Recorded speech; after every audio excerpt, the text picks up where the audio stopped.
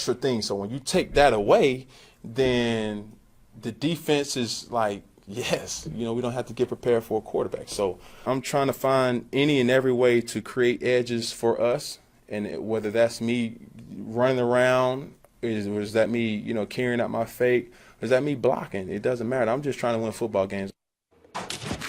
That's Cam Newton saying he's not going to change his style of play because his run game gives him an edge. Darren Woodson in the house. How we doing? I'm doing good.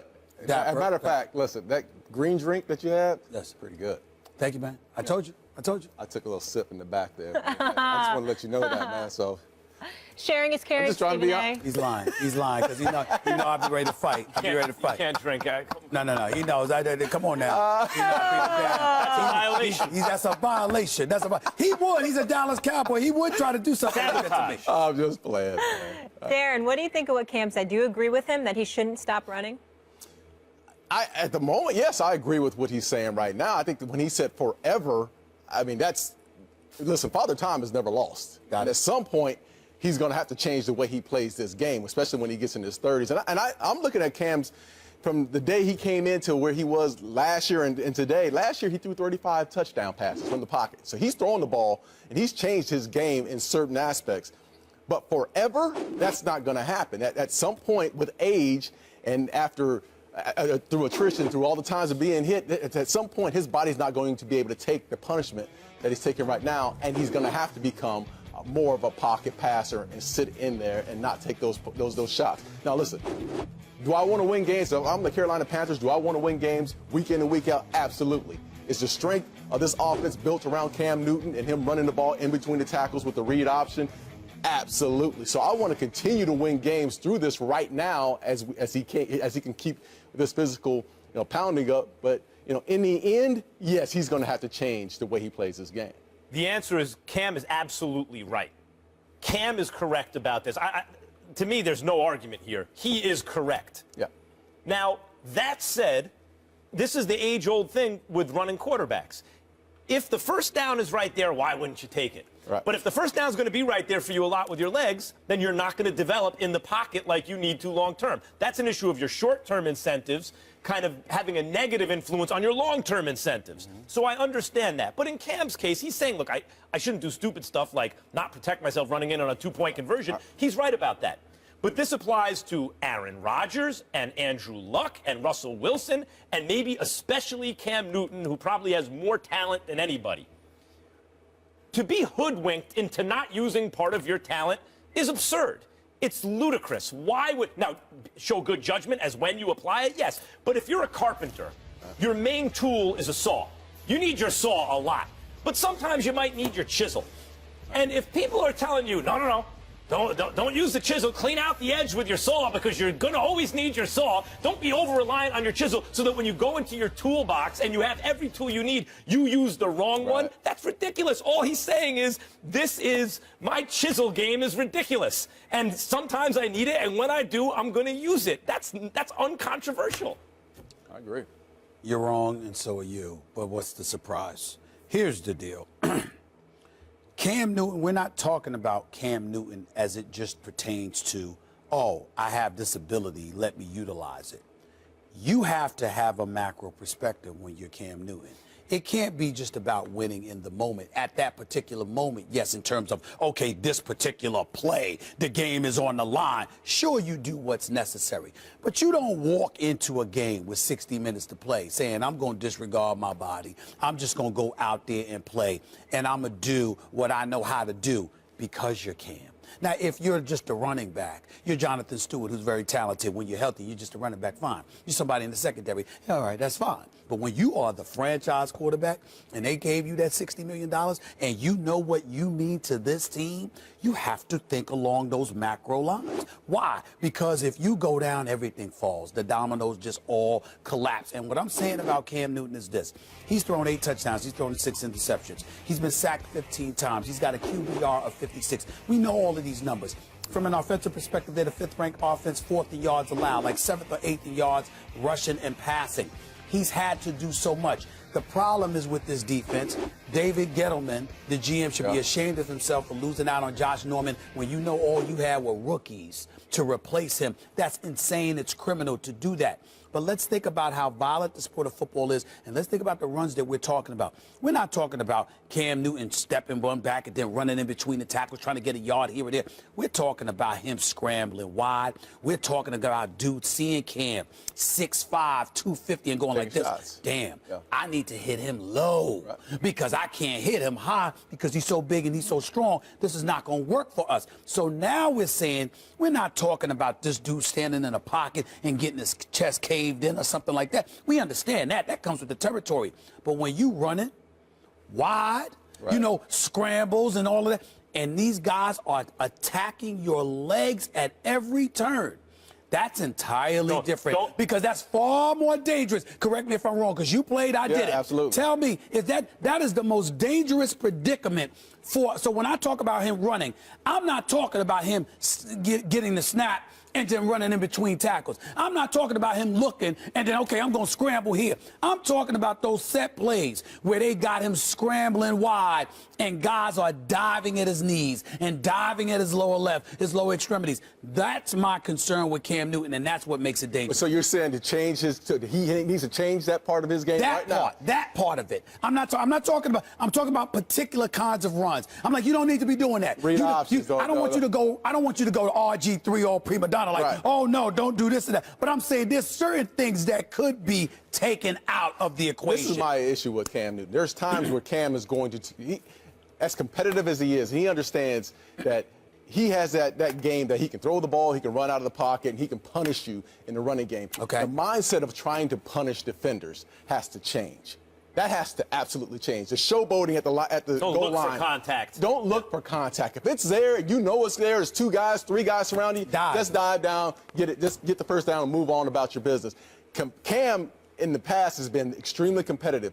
He wants to impose his will upon you as a defender, and that's what has to change in his game. But I'm not saying Cam needs to change next week.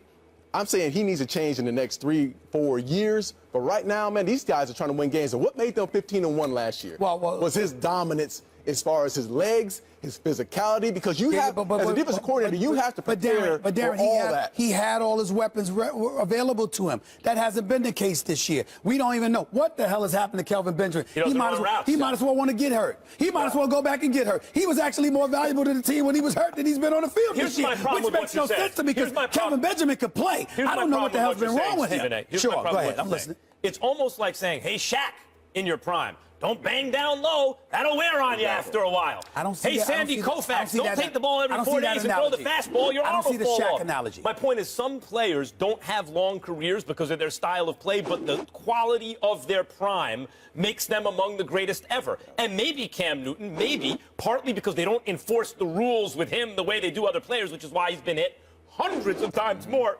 than the next guy, than anyone. Who's got hit more than Cam? Let me go to your Not Shaq. even Andrew Luck. Let me go to your Shaq analogy, because let me tell you why you're so wrong about that. Yes, they hacked Shaq. Bless you. Get that man Thanks. some water, I'm good. Here's why your Shaq analogy doesn't work. Shaq was usually inflicting pain.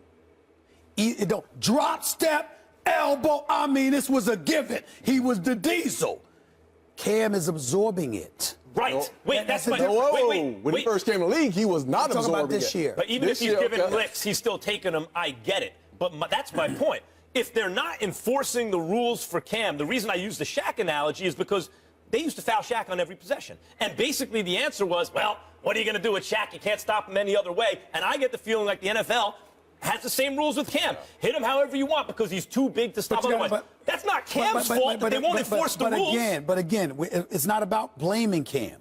It's like going back to your Shaq analogy, wrapping your arms around him and making him go shoot free throws because he's going to miss one of every 2 is entirely different than taking shots at dudes' knees and ankles and calves areas and what have you. Cam is in a situation where he's so valuable to the team to just think about, I'm just going to do me with no regard for that, I believe is ill-advised. Should Cam keep running or not? Absolutely. This is, I guess when I'm looking at the situation, I understand what you're saying. Protect yourself, protect your knees, and there's times that he needs to slide. But what's made him so special is that he's the ability to run between those tackles, to bring punishment. But I didn't say don't run between the tackles. Yeah, Remember, I specifically talked about running outside, wide. Even running outside wide. That's dangerous, that man. Threat and have to game plan for that. And knowing that this guy can throw from the pocket and, oh, yeah, he'll take off and run you over. I mean, that's hard to game for, and that's the edge that he's always brought. All right.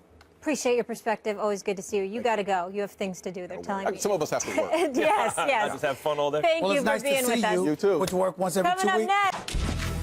First Take is presented by Bass Pro Shops. Your adventure starts here. And in part by Taco Bell's Rolled Chicken Tacos. All right, people, the First Take, Your Take viewer contest is here. It's your chance to debate Stephen A. and Max right here on national television. All you got to do is go to firsttakeyourtake.com, upload a 1-minute video with your and only your best original sports debate. Keep it clean, plus no music, team logos, trademarks, or copyrighted material. 2 winners will be selected by our show staff, so get to work and take on these 2 lovely gentlemen here in Bristol, CT. Here's a few of our latest submissions. Dallas, not only is Dallas going to win the NFC East, they're going right to the Super Bowl. Minnesota doesn't scare us. Green Bay doesn't scare us. Atlanta definitely doesn't scare us. So there's a saying that goes, in order to be the best, you have to beat the best.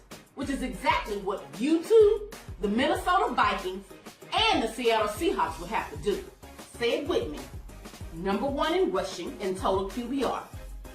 And number 3 in total offense. Tony Romo is the better quarterback when healthy. Last time Tony Romo was healthy, with this offensive line, with a rushing attack, just like the one they have now, he went 12-4, and he should have gone to the NFC Championship game because that was a catch. Is it just me, or do the women bring it the most?